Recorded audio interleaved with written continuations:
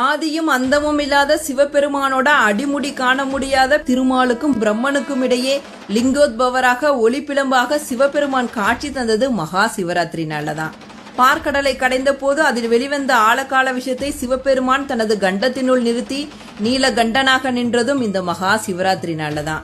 உலகம் பிரளயம் ஏற்பட்டு அனைத்து உயிரினங்களும் சிவனிடத்தில் ஒடுங்கின.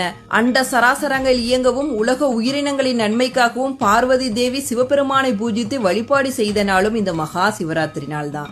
அர்ஜுனர் பாசு பதாஸ்திரம் பெற்றதும், கண்ணப்பர் தனது கண்களை சிவனுக்கு தந்து மோட்சம் பெற்றதும், பகிரதன் கங்கையை பூமிக்கு கொண்டு வந்ததும், மார்க்கண்டேயனுக்காக யமனை சிவபெருமான் தண்டித்ததும் இந்த மகா சிவராத்திரி நாளதான்.